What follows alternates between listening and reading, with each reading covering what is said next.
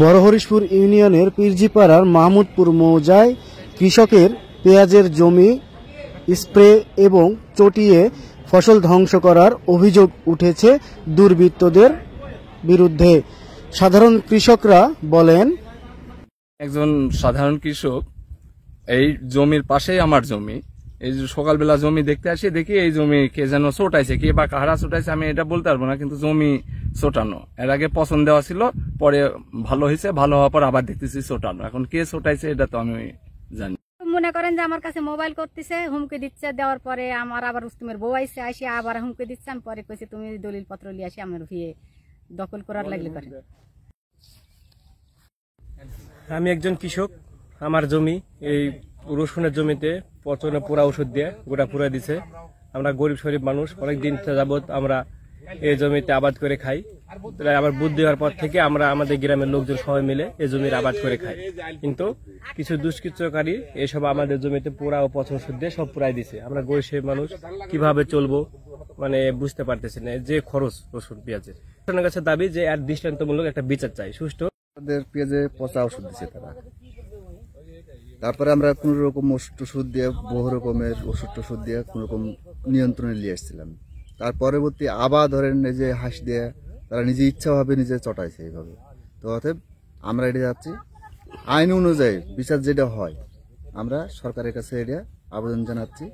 তারা কয় যে এটা আমার জমি, তা আমরা কইছি তোমার জমি যদি হয়ে থাকে তাহলে তোমরা কাগজপাতি নিয়ে এসো, তাহলে আমরা জমি ইচ্ছা করতেই আমরা জমি থেকে চলে যাবো। আর আমাদের যে সরকার ৯৯ বছর আমরা দিছে, এটা সরকার দিছে, আমারও কাগজপাতি আমরাও দেখাবো।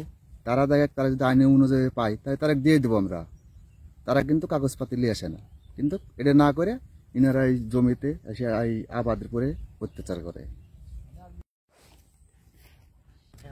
আমি হরিশপুর ইউনিয়ন ৮ নম্বর ওয়ার্ডের মোহাম্মদ সোহরাব হোসেন, রানিং মেম্বার। আবাদ করি মোহাম্মদপাড়া মৌজা, হরিশপুর ইউনিয়ন। আজ ৪০ বছর ধরে আবাদ করি। এরম কৃষকের দুর্যোগ আমার জন্মে লগ্নে দেখিনি। যে ফসলি করি ওই ফসলি তুষুরপাত করতেছে, শ্যালো দিয়ে পানি দিচ্ছি, সেই শ্যালোগুলো কাটতেছে, কুশল কেটে নিচ্ছে। আমার কমের পক্ষে ৪ থেকে ৫ বিঘা জমিনের পেঁয়াজ ধ্বংস হয়েছে, ২.৫ বিঘার মতন রসুন ধ্বংস হয়েছে, ৫০০ কলার গাছ কাটছে এবং কাটা ১০ জায়গার মাছ মেরে নিয়ে গেছে দুর্বৃত্তরা। এই ৫ নং বড়হরিশপুর ইউনিয়নের মাহমুদপাড়া বিলে চাষিদের যে আবাদ, এই আবাদ শাইলকোনা ফাঁকরদিয়ার ইউনিয়ন, শাইলকোনা গ্রাম, ওখানকার কিছু যুবক ছেলেরা তারা এসে এখানে যখন কলা গাছ, ধান, বিভিন্ন আবাদ তসুরপাত করে, তখন আমরা এই আমাদের এখানকার যে চাষিরা তারা আইনের আশ্রয় নেয়। প্রশাসন এখানে আসে তাদেরকে ধাওয়া করে তারা পলায় যায়।